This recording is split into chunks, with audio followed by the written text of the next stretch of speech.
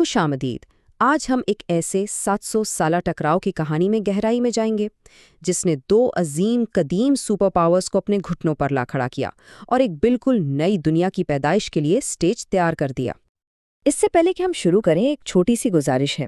اس طرح کے مزید گہرے تاریخی تجزیوں کے لیے اسپاٹ ورک لرننگ کو سبسکرائب کرنا نہ بھولیں، اور اگر آپ کو یہ کاوش پسند آئے تو لائک ضرور کیجیے گا۔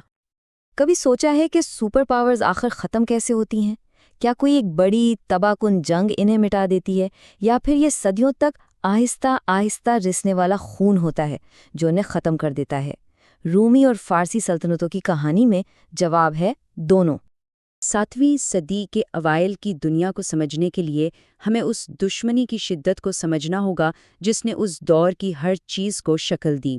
یہ دو دیو ہیکل طاقتوں کے درمیان ایک ایسی جنگ تھی جو لگتا تھا کبھی ختم ہی نہیں ہوگی۔ جی ہاں، تقریباً 7 صدیوں تک رومی اور فارسی سلطنتیں ایک دوسرے کے ساتھ ایک ایسی تباہ کن جنگ میں الجھی رہیں جس نے قدیم دنیا کی تقدیر لکھ دی۔ اور یہ کوئی چھوٹی موٹی نئی سلطنتیں نہیں تھیں، یہ قدیم ٹیکنالوجی میں بہت آگے بڑھی ہوئی تہذیبیں تھیں جن کی اپنی سینکڑوں سال پرانی شاہی تاریخ تھی، اور یہ ایک دوسرے کو اپنا سب سے بڑا اور آخری دشمن سمجھتی تھیں۔ تو یہ دشمنی شروع کیسے ہوئی؟ ایک بہت بڑی تباہی سے۔ 53 قبل مسیح میں کراسس نامی ایک رومی جنرل نے، جو دولت اور شہرت کا بھوکا تھا، فارس پر حملہ کرنے کا فیصلہ کیا۔ اس کی اس فیصلے نے تاریخ کی سب سے حیران کن فوجی شکستوں میں سے ایک کی بنیاد رکھی۔ کراس اپنے ساتھ 40,000 کی بھاری بھرکم لوہے میں ڈوبی فوج لے کر فارس میں داخل ہوا، اور اسے یقین تھا کہ 9,000 فارسیوں کی چھوٹی سی فوج کے خلاف یہ ایک آسان فتح ہوگی۔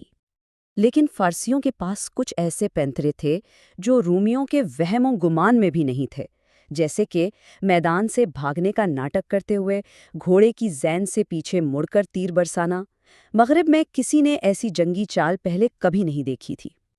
رومیوں کا منصوبہ تھا کہ وہ دفاع کرتے رہیں گے جب تک پارسیوں کے تیر ختم نہ ہو جائیں، لیکن یہ منصوبہ بری طرح ناکام ہوا۔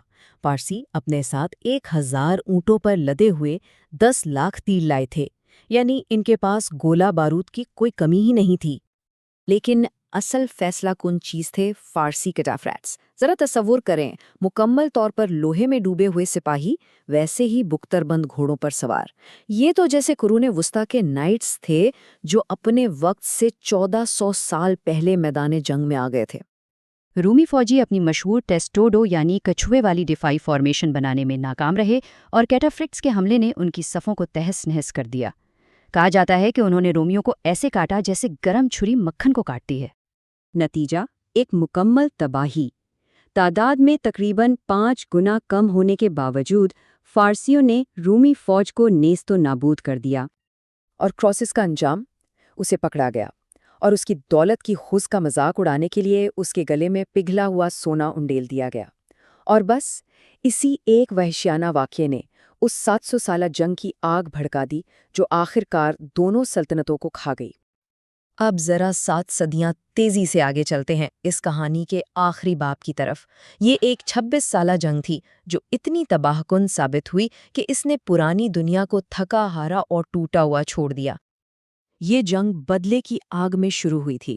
فارس کے بادشاہ خسرو دوم نے اپنے دوست رومی شہنشاہ مورائس کے قتل کا بدلہ لینے کے لیے جنگ کا اعلان کیا، لیکن یہ بہت جلد بقا کی ایک ایسی خوفناک جنگ میں بدل گئی جس نے پورے خطے کا نقشہ ہی بگاڑ کر رکھ دیا۔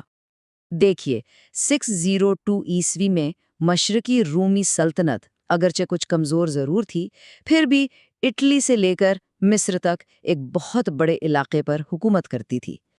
لیکن یہ جنگ اتنی بے قابو اور افراتفری کا شکار ہو گئی کہ ایک فارسی جنرل شہربراز نے موقع کا فائدہ اٹھایا اور رومی سلطنت کا ایک بہت بڑا حصہ مصر سے ارمینیا تک کاٹ کر اپنی الگ تیسری سپر پاور بنا ڈالی۔ تو جب 628 میں یہ جنگ ختم ہوئی تو کوئی بھی نہیں جیتا تھا۔ روم اور فارس دونوں سلطنتیں اندر سے بالکل کھوکھلی ہو چکی تھیں، ان کی فوجیں ختم اور خزانے خالی تھے۔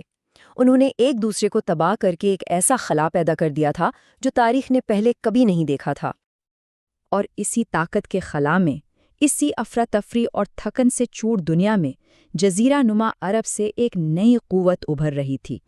جب شمال میں یہ سپر پاورز ایک دوسرے کو ختم کرنے میں لگی ہوئی تھیں تو جنوب میں شہر مکہ میں محمد صلی اللہ علیہ وسلم نے نبوت کا اعلان کیا۔ مکہ میں پہلی وحی کے نزول سے لے کر مدینہ کی طرف تاریخی ہجرت تک اور پھر جنگ خندق کی فیصلہ کن فتح تک صرف چند ہی سالوں کے اندر آزمائشوں اور مشکلات کی بھٹی سے گزر کر ایک نئی امت تیار ہو رہی تھی۔ یہ ایک ایسی عالمی سٹیج پر قدم رکھنے کے لیے تیار تھی جسے 2 سپر پاورز نے خود ہی اپنے خون سے صاف کر دیا تھا۔ صدیوں لمبی یہ دشمنی آخرکار باہمی تباہی پر ختم ہوئی۔ اس نے ایک ایسا خلا چھوڑا جسے بہت جلد ایک نئے عقیدے اور ایک نئی سلطنت نے پر کرنا تھا اور تاریخ کا رخ ہمیشہ ہمیشہ کے لیے بدل دینا تھا۔